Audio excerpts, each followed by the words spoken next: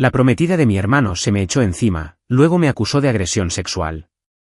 Mi propio hermano y mi padre me golpearon, y mi familia me repudió. Ahora he expuesto sus mentiras, y todos me están rogando ayuda. ¿Qué tal, Edith? Cuando la prometida de mi hermano me besó en una cena familiar, me quedé congelado como un ciervo ante los faros, y de repente, me convertí en el villano. Es curioso lo rápido que todos le creyeron, y cuántos se arrepintieron después. Tomen unas palomitas, porque esto se pone intenso. A mi hermano Dean le dieron todo en bandeja de plata durante toda su vida, mientras que a mí, me diagnosticaron autismo a los 22 años. Y, de repente, cada momento incómodo de mi infancia cobró sentido para todos. Excepto para mis padres, quienes decidieron que era solo otra excusa para que yo fuera difícil. Dean era la estrella de fútbol americano que no podía hacer nada mal. Yo era el chico que pasaba el almuerzo en el laboratorio de computación, porque las cafeterías eran demasiado ruidosas, y el contacto visual se sentía como mirar fijamente al sol. Él consiguió una beca completa para la universidad estatal, y yo fui a un instituto comunitario y trabajé de noche en un almacén, porque nadie quería contratar al tipo que no podía soportar las reuniones de personal sin necesitar 15 minutos a solas después. Nuestros padres trataban a Dean como si hubiera curado el cáncer. ¿Y yo? Yo era el proyecto que nunca funcionó del todo. Mamá tenía esa forma de suspirar cada vez que yo entraba en una habitación. Papá simplemente fingía que yo no estaba allí la mayor parte del tiempo, a menos que necesitara a alguien a quien culpar por algo, o a menos que necesitara dinero. Cuando tenía 11 años, mi abuela me pasó $100 por mi cumpleaños. Me dijo que no se lo dijera a mi papá porque simplemente se lo gastará. Pensé que estaba exagerando. 2 días después, papá me lo pidió prestado porque andaba corto para las facturas. Sin pagaré escrito, sin plan, solo, vives aquí gratis. ¿Estarás bien? Cuando le pregunté al respecto una semana después, se quedó mirando la televisión y dijo, todavía tienes un techo sobre tu cabeza, ¿verdad? Esa fue la primera vez que me di cuenta de que el dinero en mis manos no era realmente mío, si él podía alcanzarlo. Dean estrelló el auto de mamá cuando tenía 16 años, enviando mensajes de texto mientras conducía. ¿La reacción de papá? Estás aprendiendo, hijo. Solo ten más cuidado la próxima vez. Cuando olvidé sacar la basura esa misma semana, me dio un sermón de 10 minutos sobre la responsabilidad, y sobre cómo nunca sobreviviría en el mundo real con mi actitud. La escuela no fue mucho mejor. En 8º grado, tuve una sobrecarga sensorial en la cafetería. Luces, ruido, demasiada gente hablando a la vez. Me apagué y salí sin decir nada. El director llamó a mis padres y dijo que yo había sido irrespetuoso y desobediente. No preguntaron qué pasó. No preguntaron cómo me sentía. Simplemente me castigaron por 1 mes y me quitaron la computadora. Así que sí, para cuando llegó el diagnóstico a los 22 años, no fue una sorpresa. Fue más como recibir finalmente el manual de una máquina a la que todos habían estado gritando durante años. Para cuando tenía 25 años, ya había descubierto cómo hacer que mi vida funcionara. El trabajo en el almacén pagaba decentemente, especialmente con las horas extra. Vivía por debajo de mis posibilidades en un apartamento tipo estudio. Sin auto lujoso, sin ropa de diseñador, solo una vida básica y una cuenta de ahorros que realmente tenía dinero. Había ahorrado casi $30,000 en 3 años. Tenía un plan para comprar una casa pequeña eventualmente. Dean, mientras tanto, vivía al día, de cheque en cheque, en un condominio que no podía pagar, conduciendo una camioneta por la que debía más de lo que valía, y yendo a las partidas de póker de papá 2 veces por semana. Cuando Dean trajo a Roxy a casa hace 5 años, supe que era un problema en 5 minutos. Ella se dio cuenta bastante rápido de que yo era el saco de boxeo de la familia. Empezó poco a poco, con pequeños comentarios sobre cómo debería sonreír más. Hacía bromas sobre que yo estaba en el espectro frente a todos, y luego actuaba confundida cuando no me reía. Mis padres me decían que me animara. Dean me decía que ella solo estaba siendo amigable. Mi novia, Cara, también lo vio. Llevábamos juntos unos 6 meses en ese momento. Ella era paciente con mis peculiaridades, nunca me hizo sentir roto. Vino a algunas cenas familiares y siempre se iba pareciendo exhausta. Roxy probaba los límites constantemente, hacía comentarios inapropiados, y observaba cómo reaccionaba la gente. Manipulación clásica, pero todos pensaban que solo era amigable. Me atacaba específicamente a mí porque yo era el blanco más fácil, el chivo expiatorio de la familia. Nadie me creería si me quejaba. Ella lo sabía. Yo lo sabía. La diferencia era que ella pensaba que eso me hacía vulnerable. Resultó que, simplemente, me hizo cuidadoso. Capítulo 2. El préstamo que lo inició todo. El verdadero problema comenzó cuando el juego de papá empeoró. Fue un martes por la noche cuando Dean apareció en mi apartamento sin llamar primero. Eso por sí solo me dijo que algo andaba mal. Dean nunca venía a mi casa. Se veía terrible. No se había afeitado en días. Ojos rojos e hinchados. Se sentó en mi sofá y simplemente miró al suelo durante un minuto entero antes de poder hablar. Resultó que se había metido en problemas serios en una de las partidas de póker de papá. Unos tipos que papá trajo de fuera de la ciudad. Apuestas altas. Dean había tenido una racha ganadora durante unas semanas y se volvió arrogante. Apostó mucho más de lo que debería. Perdió $15,000 en una noche. Estos no eran el tipo de personas que aceptaban pagarés. Querían su dinero en 2 semanas o las cosas se iban a poner feas. Dean ya había vaciado sus ahorros cubriendo pérdidas anteriores. Sus tarjetas de crédito estaban al límite.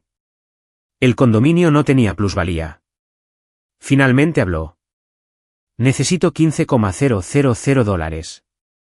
Estos tipos no están jugando. Puedo pagarte en 6 meses. Lo juro. He terminado con el juego después de esto. Debí haber dicho que no. Pero estaba llorando. Realmente llorando.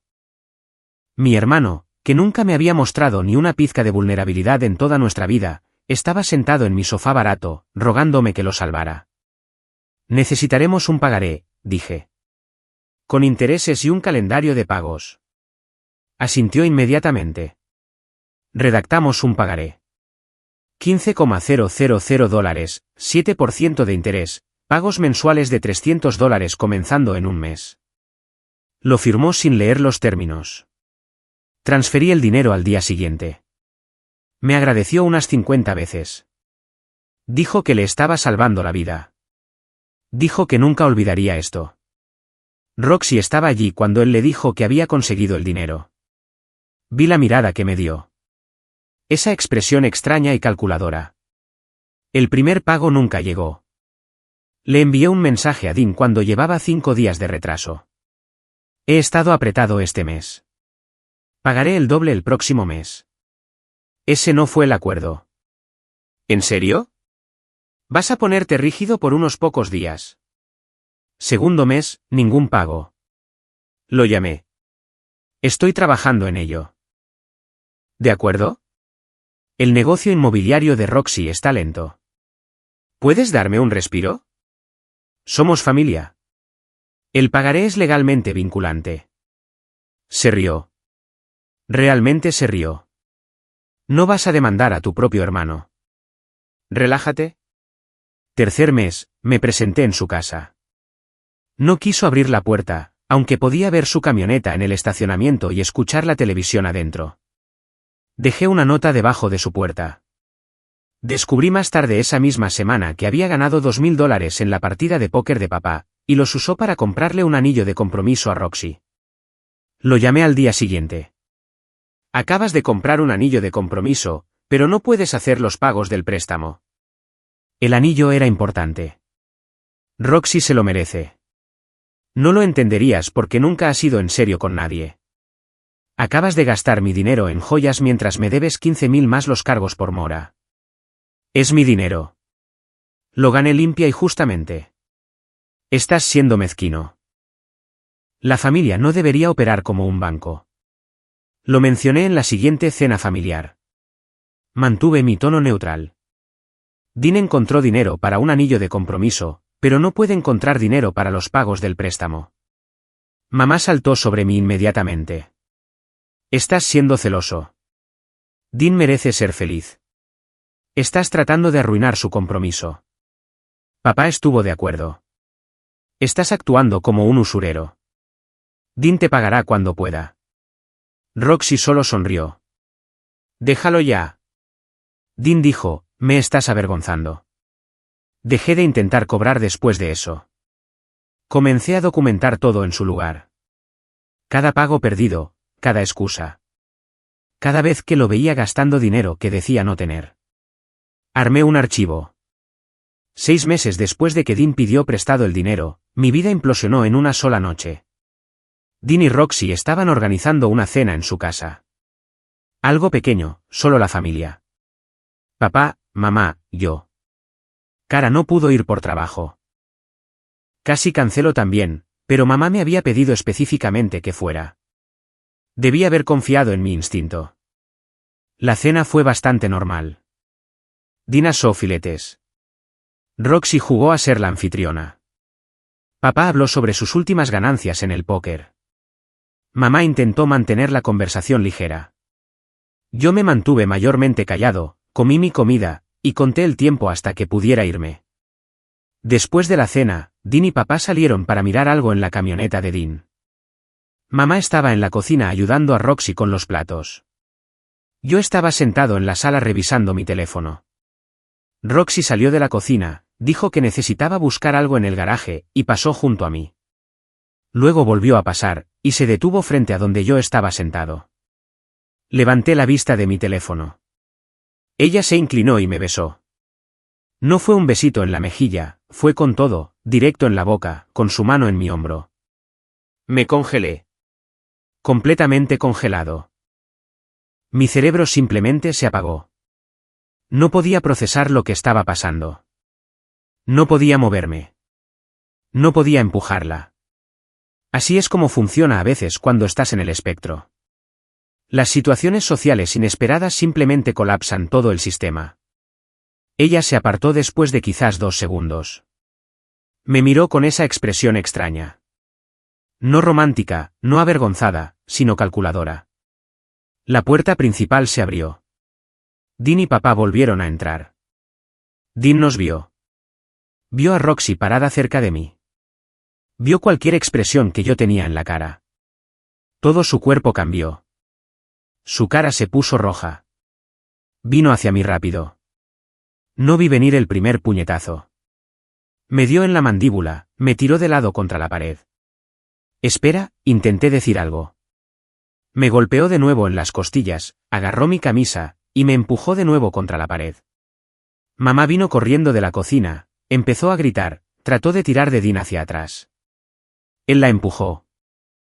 Papá agarró el hombro de Dean, lo quitó de encima de mí. Pensé que lo estaba deteniendo. Pensé que él. En cambio, me miró con puro asco. Luego me dio una bofetada fuerte en la cara. Mis oídos zumbaban. Tienes 30 segundos para desaparecer de mi vista. Si vuelvo a verte, Dean no será el único lanzando puñetazos. Ya no eres mi hijo. Estás repudiado. Así de simple. Roxy estaba llorando ahora, temblando. Él se me echó encima. Lo empujé, pero no se detenía. Esto se ha estado acumulando durante meses. Me ha estado haciendo sentir incómoda en cada reunión familiar. Tenía demasiado miedo para decir algo. Mi cerebro todavía estaba colapsado por el beso. Ahora estaba completamente fuera de línea. Simplemente me quedé allí, con la boca abierta, sangre en mi labio, sin que salieran palabras. Mamá me miró. Podía verla tratando de decidir. Ella apartó la mirada primero. Lárgate, dijo Dean. Si alguna vez te acercas a Roxy de nuevo, terminaré lo que empecé. Papá dio un paso más cerca. Me fui. No dije nada. No podía. Me dolía la mandíbula, me dolían las costillas. Me subí a mi auto, conduje a casa, y me senté en mi apartamento mirando a la nada. Mi teléfono comenzó a estallar 1 hora después. Mensajes de Dean, de papá, de mamá, todos diciendo lo mismo, aléjate de la familia. Roxy había publicado algo en Instagram. No algo vago esta vez, sino explícito. Él me tocó. Dije que no. No se detuvo. Estoy hablando ahora para proteger a otros. Mi nombre no estaba etiquetado, pero todos sabían quién era. Los comentarios comenzaron a llegar. Gente de la escuela secundaria, primos, amigos de amigos, todos conectando los puntos. Luego vinieron los mensajes directos. Roxy le había enviado un mensaje a Cara, diciéndole que debía tener cuidado conmigo, que yo tenía problemas, que yo era peligroso. Envió mensajes similares a mis compañeros de trabajo, a amigos mutuos, esparciendo la acusación como un incendio forestal. Mi teléfono no dejaba de vibrar. Mensajes preguntando qué había hecho. Mensajes llamándome asqueroso. Mensajes de personas cortando lazos conmigo sin preguntar mi versión. Cara se enteró por el mensaje de Roxy antes de que yo pudiera llamarla. Ella vino a mi casa. ¿Qué pasó? Le conté todo. El beso. Yo congelándome. Dean atacándome. Papá repudiándome. La acusación de Roxy. Ella escuchó. ¿Es verdad? ¿Hiciste lo que ella dijo? No. Ella me besó y yo me congelé. Nunca me insinué con ella. Te creo. Esto suena a manipulación. Luego hizo una pausa. Necesito tiempo para pensar. Esto es mucho para procesar. Mis amigos conocen a Dean y Roxy. Ponerme de tu lado complicaría las cosas.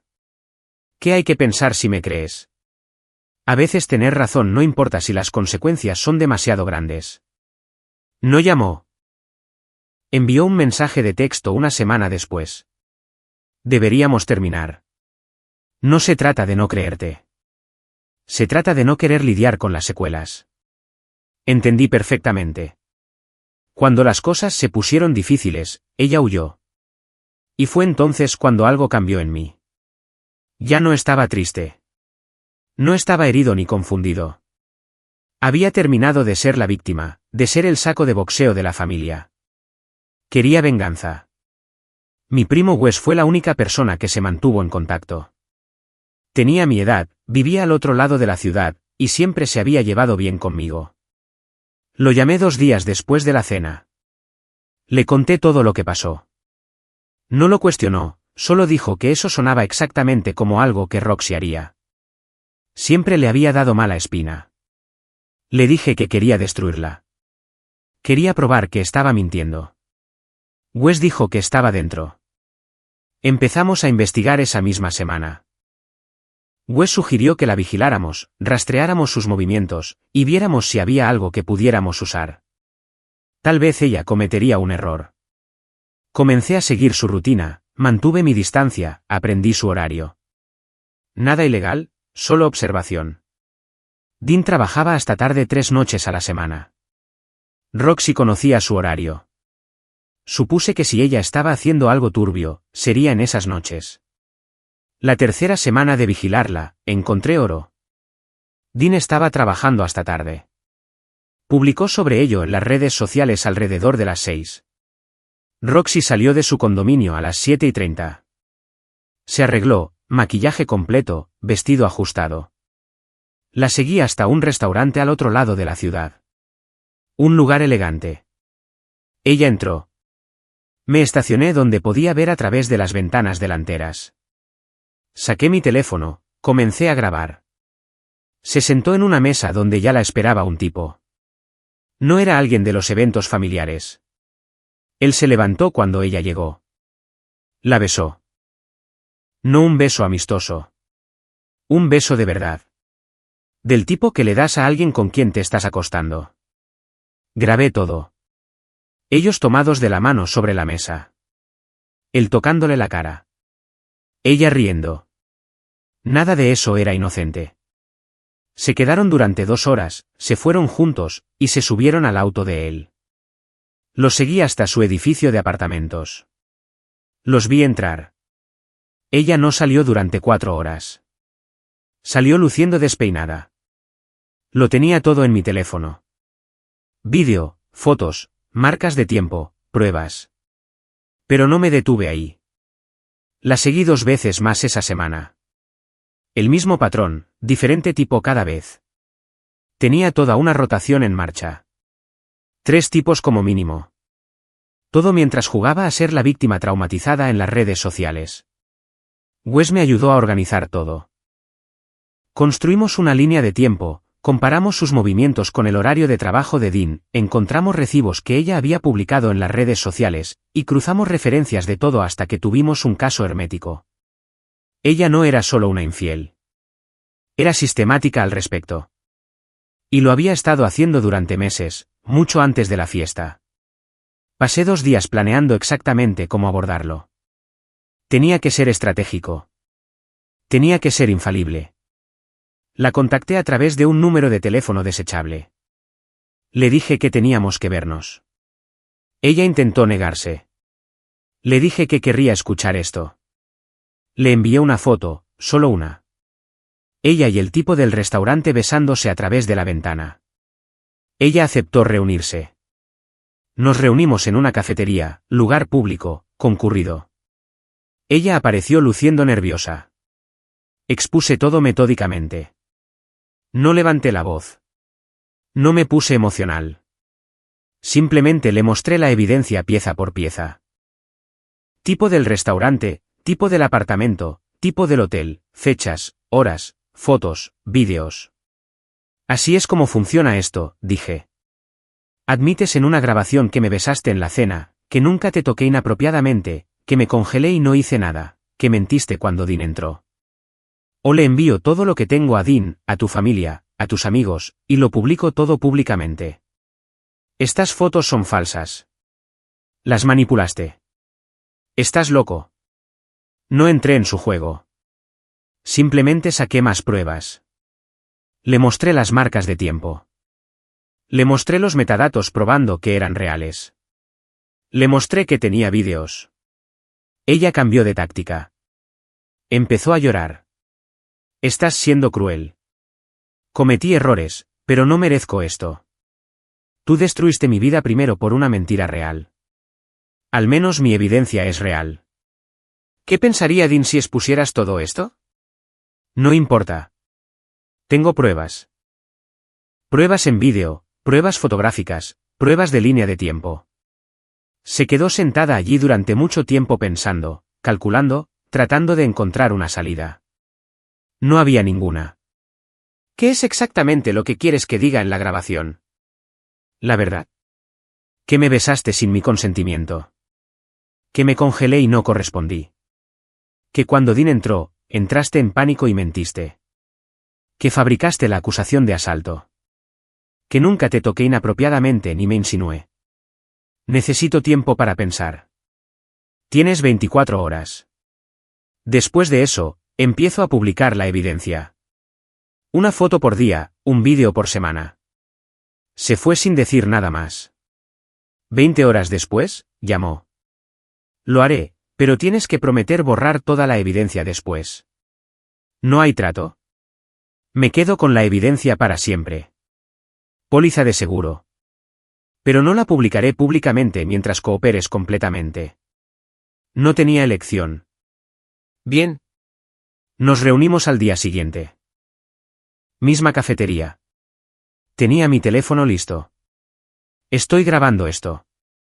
Es legal en nuestro estado siempre que una de las partes lo sepa. Tú eres la parte que sabe. ¿Entiendes si das tu consentimiento? Ella asintió. Sí, entiendo.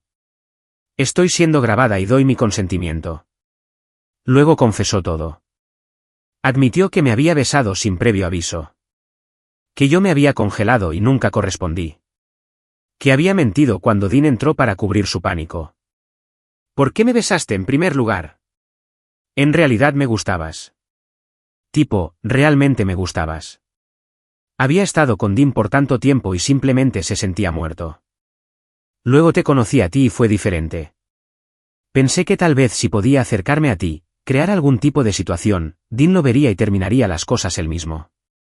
Entonces no tendría que ser yo quien apretara el gatillo. Ya sabes, podría irme limpia. No esperaba que Dean entrara en ese momento exacto. No esperaba que se saliera de control de la forma en que lo hizo. Detuve la grabación, guardé 3 copias en diferentes ubicaciones, almacenamiento en la nube, disco externo, correo electrónico a mí mismo. Ella preguntó si habíamos terminado. Casi. Tienes una cosa más que hacer. Dile a Dean la verdad. Eso no era parte del trato. El trato era que cooperaras completamente o yo publicaba todo. Decirle a Dean es parte de la cooperación. Ella trató de discutir. No cedí. 2 días después, fui a su condominio. Dean abrió la puerta, me vio parado allí. Su cara se oscureció. Necesitas escuchar esto, dije. Roxy tiene algo que decirte. Ella se acercó a la puerta. Dean parecía confundido. Roxy mintió sobre mí. Ella va a explicar todo. Roxy se lo dijo, tropezando con las palabras, llorando, pero se lo dijo. Lo besé. Él nunca me tocó. Mentí cuando entraste. Él estaba diciendo la verdad todo el tiempo. Dean simplemente se quedó allí mirándola fijamente, procesando. Podía ver cómo sucedía. La comprensión, la traición. ¿Por qué? ¿Por qué harías eso? Ella le dio alguna excusa sobre estar confundida, sobre cometer un error. No mencionó la infidelidad. Yo tampoco lo hice. Eso no era parte de mi trato con ella. Dean me miró, comenzó a decir algo. Te veré en la corte, dije. Me fui antes de que cualquiera de ellos pudiera decir algo más. La grabación era todo lo que necesitaba. Prueba de que ella había mentido. Prueba de que yo había sido inocente. Ahora venía la parte divertida, hacer que todos pagaran por ello. 15 meses después de que Dean pidiera prestado el dinero, presenté una demanda en el Tribunal de Reclamos Menores por el monto total adeudado, más intereses y cargos por mora, $22,000 en total. Dean pensó que yo estaba fanfarroneando hasta que llegó la citación judicial. Me llamó desde un número desconocido. Estás cometiendo un gran error. Demandar a la familia es cruzar una línea. ¿Por qué no presentaste cargos si era verdad? ¿Por qué Roxy no presentó un informe policial? No tenía una respuesta. La demanda es acoso. Nos vemos en la corte. Colgué. Apareció con Roxy y papá. Los tres luciendo como si esto fuera un inconveniente. El tribunal le pidió a Dean que presentara su caso. Explicó que sí, que había pedido prestado el dinero. Sí, había firmado un pagaré, pero el préstamo era abusivo. El 7% de interés era excesivo. El tribunal parecía poco impresionado. Preguntó si alguien había obligado a Dean a firmar. Dean dijo que no, pero que yo lo había manipulado. Saqué los mensajes de texto de antes de que pidiera el préstamo. Dean presumiendo sobre rachas ganadoras en el póker. Planeando apostar en grande. No parecía muy desesperado. Luego mostré los mensajes después del préstamo.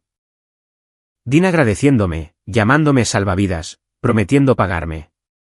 El tribunal preguntó sobre los pagos perdidos. Dean tartamudeó. Dijo que había estado lidiando con mucho. Mostré sus publicaciones en redes sociales del mismo periodo. Fotos en juegos de póker, un reloj nuevo, el anillo de compromiso. El tribunal falló a mi favor. Monto total más costos judiciales. Ordenó a Dean pagar dentro de los 60 días o enfrentar un embargo de salario. Dean parecía aturdido. Papá parecía furioso. Dean no pagó dentro de los 60 días. Solicité el embargo de salario. Su empleador comenzó a tomar $400 por cheque de pago y enviármelos. Fue entonces cuando presenté la verdadera demanda. 3 semanas después de que comenzara el embargo de salario, presenté una demanda civil en el Tribunal de Distrito contra Dean por asalto, difamación e imposición intencional de angustia emocional. Contra Roxy por acusación falsa, difamación e imposición intencional de angustia emocional. Usé un abogado esta vez, un tipo que trabajaba por honorarios de contingencia. Wes lo encontró. Le encantó el caso. Dijo que estaba limpio, bien documentado, y podía oler el dinero del acuerdo. El proceso de descubrimiento fue quirúrgico. Mi abogado comenzó con la confesión grabada de Roxy, la reprodujo en la deposición. Su voz admitiendo que me había besado, que yo me había congelado, que nunca la había tocado, que había mentido para cubrirse. Su abogado trató de argumentar que la grabación fue coaccionada.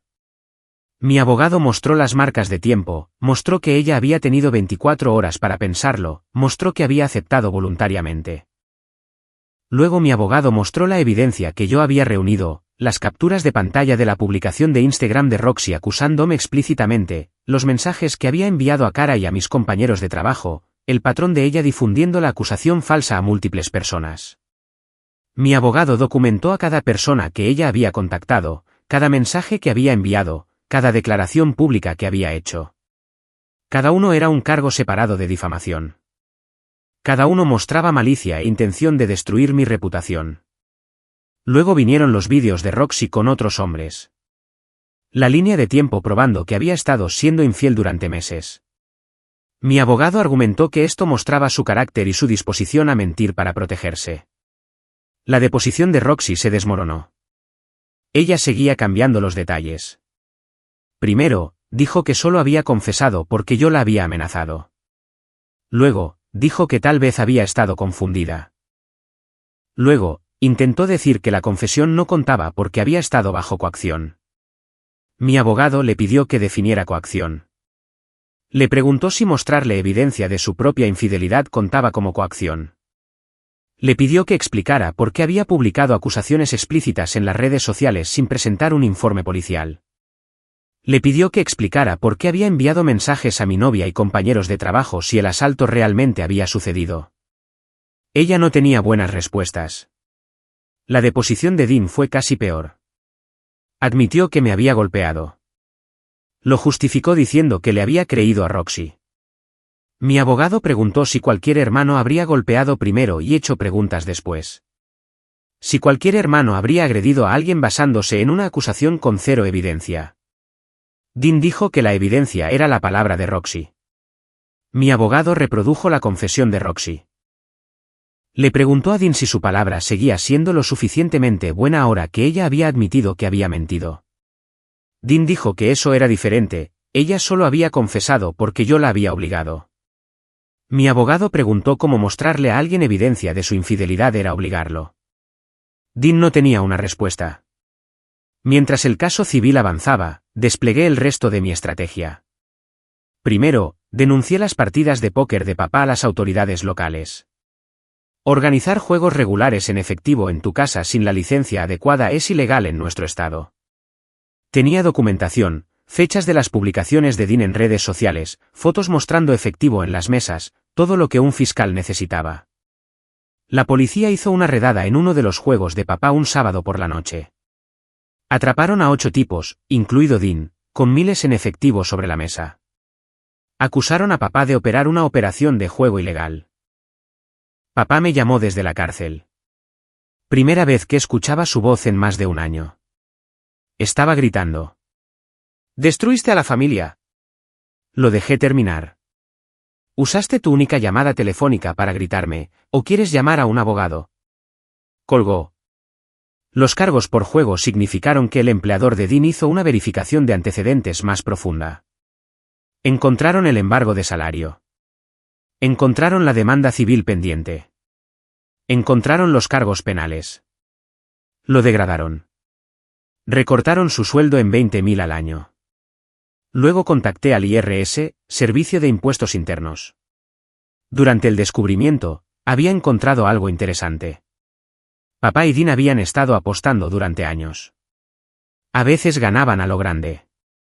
Esas ganancias nunca se reportaron en las declaraciones de impuestos. Al IRS le encantan los consejos sobre ingresos no declarados, especialmente cuando tienes documentación. ¿Fueron auditados, ambos? El IRS encontró alrededor de $60,000 en ganancias de juego no reportadas entre ellos durante 5 años. Papá debía $42,000. Dean debía $18,000. Pusieron embargos preventivos sobre todo. La casa de papá, su auto, el condominio de Dean. El condominio de Dean entró en ejecución hipotecaria en 4 meses. El embargo de salario, más los pagos al IRS, más sus ingresos reducidos, significaban que no podía pagar la hipoteca. Se mudó a un apartamento de una habitación en una parte peligrosa de la ciudad. El mismo tipo de lugar en el que yo había vivido durante años mientras ahorraba dinero. Roxy lo dejó 2 meses después de que perdió el condominio. Publicó algo vago sobre caminos diferentes. Se mudó con uno de los tipos con los que había estado siendo infiel. Los amigos de Dean lo etiquetaron en la publicación. Papá apareció en mi apartamento 6 meses después de que llegaran los embargos del IRS. Se veía terrible, más delgado de lo que jamás lo había visto. Su casa estaba en ejecución hipotecaria. El IRS había embargado su pensión. Estaba viviendo en un motel. Se paró en mi puerta como un fantasma. Necesito ayuda. El IRS se está llevando todo. Voy a perder la casa. No tengo a dónde más ir. Lo miré fijamente. Este era el hombre que me había abofeteado, que me había repudiado, que eligió creer a una mentirosa sobre su propio hijo. Me dijiste que ya no era tu hijo. ¿Recuerdas eso? Estaba equivocado. Lo sé ahora. Por favor, te lo ruego. Necesito dinero. Solo lo suficiente para detener la ejecución hipotecaria. $20,000. Te pagaré como Dean me pagó a mí. Esto es diferente. Estoy desesperado. Soy tu padre. Dejaste de ser mi padre la noche que me golpeaste y me echaste. Empezó a llorar. Realmente llorando. Cometí un error. Estaba enojado. Le creí a Roxy. Pero ahora sé la verdad. Por favor. No tengo a dónde más acudir. Pensé en cuando tenía 11 años. Viéndolo tomar mi dinero de cumpleaños. Pensé en cada vez que había elegido a Dean sobre mí. Cada vez que me había hecho sentir inútil. Deberías haber pensado en eso antes de golpearme. Antes de elegir creer a alguien que estaba mintiendo. Antes de pasar 18 meses sin importarte si yo estaba bien. ¿Qué quieres que diga? Lo siento. Te lo ruego. Por favor. Quiero que entiendas algo. Esto es lo que pasa cuando tratas a las personas como si fueran desechables. Cuando solo te importan cuando necesitas algo. No vas a recibir ni un centavo de mí. Resuélvelo tú mismo. ¿Lo perderé todo? Bien. Tal vez aprendas algo. Se quedó allí otro minuto. Luego se dio la vuelta y se fue. Lo vi caminar por el pasillo, encorvado, roto. Cerré la puerta. No me sentí bien al respecto. Tampoco me sentí mal. Solo se sintió como justicia. El caso civil fue a mediación después de 16 meses. Sus abogados estaban desesperados por un acuerdo. Mi abogado dijo que podíamos ganar más en el juicio, pero yo estaba bien con la mediación. Ya estaban destruidos. Ofrecieron $15,000 para que todo desapareciera. Mi abogado se rió, señaló que mis daños documentados incluían relaciones perdidas, daño a la reputación, asalto y angustia emocional, más honorarios legales, más daños punitivos, más las acusaciones públicas explícitas que Roxy había hecho y que aún se podían encontrar en línea. Contraofertamos con $70,000. Dijeron que no lo tenían. Mi abogado les mostró el descubrimiento de activos. Podían encontrar el dinero. Llegamos a un acuerdo en algún punto entre 35 y $60,000, más confesiones escritas de ambos, más disculpas formales, más un acuerdo vinculante de que nunca me contactarían de nuevo a menos que yo lo iniciara. Las confesiones formaron parte del registro público del acuerdo. Ver a Dean admitir que me había agredido basándose en mentiras, que había elegido creer a su prometida infiel sobre su hermano sin pedir pruebas. Ver la confesión escrita de Roxy coincidir con la grabada, admitiendo que había fabricado la acusación de asalto. Admitiendo que había publicado acusaciones falsas en las redes sociales y enviado mensajes a múltiples personas con mentiras sobre mí. Las publiqué en las redes sociales, envié copias a todos los que habían escuchado la acusación original. Le envié una copia a Cara también. No incluí ningún mensaje. Ella no respondió. No se disculpó. El dinero llegó a mi cuenta un viernes. Le pagué a mi abogado su parte. Le pagué a Wes por su ayuda. Puse el resto para el pago inicial de una casa e inversiones. 2 semanas después, mamá solicitó el divorcio de papá. Aparentemente, ver a tu esposo elegir el juego sobre tu hijo, y luego perderlo todo por eso, tiene una forma de aclarar las cosas. 10 meses después del acuerdo, mamá se comunicó, preguntó si podíamos reunirnos para tomar un café. Dijo que entendía si decía que no. Casi lo ignoro, casi bloqueo su número, pero algo en el mensaje se sintió diferente. Acepté reunirme. Lugar público, límite de 1 hora. Ella llegó temprano, se veía más vieja de lo que recordaba. El divorcio había sido brutal, le costó la mayor parte de su herencia en honorarios legales. Lo siento. No porque quiera algo, simplemente porque te fallé. Y necesito que sepas que entiendo eso. ¿Por qué ahora? ¿Por qué después de que todo terminó? Necesitaba distancia de tu padre para ver con claridad. Estar casada con él retorció mi juicio. Ver los documentos del acuerdo, leer las confesiones, ver la evidencia que probaba que habías estado diciendo la verdad. Se rompió algo en mí. ¿Esperas perdón? No. No lo merezco. Solo quería que supieras que finalmente entiendo lo que hice. Terminamos nuestro café. Tal vez podríamos reunirnos de nuevo alguna vez. Sin promesas. Ella asintió. Eso es más de lo que merezco. Ella llama ocasionalmente ahora. Solo para ver cómo estoy. Nunca presiona. Nunca exige. No sé si alguna vez la perdonaré por completo. El daño es permanente, pero ella lo está intentando. Justo después de que el acuerdo se hiciera público, Cara se comunicó. Un mensaje de texto largo sobre cómo siempre había sabido que yo era inocente. Cómo había tenido miedo. Cometió un error. Lo leí 2 veces. Luego me di cuenta de que ella solo lamentaba su elección ahora que yo había sido reivindicado. Me reuní con ella para almorzar. El mismo lugar al que solíamos ir. Ella parecía nerviosa. Seguía hablando rápido. Debí haberte apoyado. Estaba equivocada. La dejé terminar.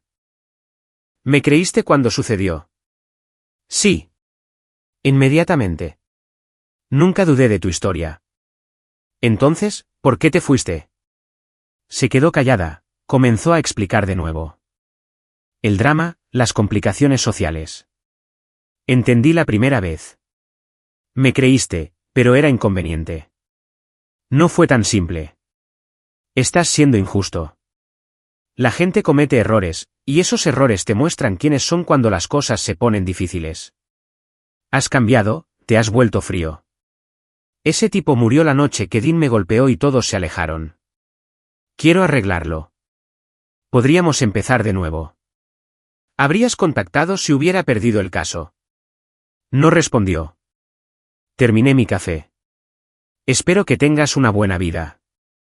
La dejé sentada allí. Ella envió mensajes de texto unas cuantas veces más, luego se detuvo. Tengo 29 años ahora. Me ascendieron a supervisor de turno en el almacén hace 2 años. Me ascendieron de nuevo el año pasado a coordinador de logística, trabajando en una certificación de gestión de la cadena de suministro. Wes y yo todavía salimos la mayoría de los fines de semana. Se ha aficionado al senderismo, me arrastró un par de veces. Resulta que caminar por bosques tranquilos es perfecto cuando tu cerebro funciona demasiado fuerte. Conocí a alguien el año pasado. Kim. Es bibliotecaria. Nos conocimos cuando buscaba libros sobre logística. ¿Necesitas recomendaciones?, preguntó. Hablamos durante 20 minutos. La conversación más natural que jamás había tenido. Ella piensa que mis cosas del autismo son interesantes. Realmente interesantes, no cortésmente interesantes.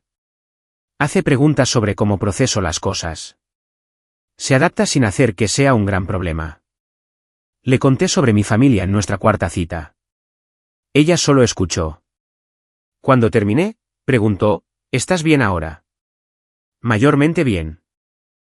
Me alegro de que te hayas alejado de ellos.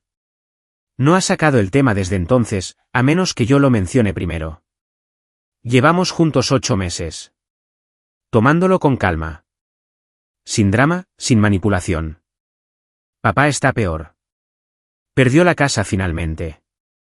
Vive en un apartamento tipo estudio ahora. Todavía apostando el poco dinero que tiene. Todavía culpándome. Mamá consiguió un apartamento pequeño después de que se resolvió el divorcio. Trabaja a tiempo parcial. Vive tranquila. Tomamos café una vez al mes. No es perdón. Solo reconocimiento de que lo está intentando. Roxy se mudó fuera del estado con el tipo con el que había estado siendo infiel. Rompieron 6 meses después. Lo último que escuché, estaba trabajando de camarera en algún lugar de Arizona. El hecho de que la demanda se convirtiera en registro público mató su carrera inmobiliaria. Hace 6 meses, Dean apareció en mi puerta. No lo había visto en persona desde el acuerdo. Se veía mal. He estado pensando mucho en lo que pasó. En lo que hizo Roxy, en cómo reaccioné. Quiero disculparme. Realmente disculparme. No la disculpa ordenada por el tribunal. Una real. Me paré en la puerta. No lo invité a entrar. Estaba equivocado en todo. Debería haber hecho preguntas antes de golpearte. Debería haber exigido pruebas antes de creer a Roxy. Debería haber sido un mejor hermano. Entiendo si nunca me perdonas. Solo quería que supieras que finalmente lo entiendo. ¿Qué quieres? ¿Qué esperas que logre esta disculpa? Nada. Solo quería decirlo. Te escuché. No significa que la acepte. Él asintió. Lo entiendo. Comenzó a irse. Luego se detuvo. ¿Hay alguna posibilidad de que podamos volver a hablar alguna vez? Tal vez tomar un café algún día. No. Algunos puentes no se reconstruyen. Lo que hiciste no fue solo un error. Fue una elección. Una serie de elecciones. Confiar en una infiel sobre la familia, golpear primero y nunca hacer preguntas. Dejar que eso permaneciera así durante 18 meses sin cuestionar nunca si te habías equivocado. No te odio. Ya no pienso mucho en ti en absoluto, pero tampoco te quiero en mi vida. Parecía herido. Entiendo. Me merezco eso. Pierde mi dirección. Si vuelves a aparecer, solicitaré una orden de restricción. ¿Se fue?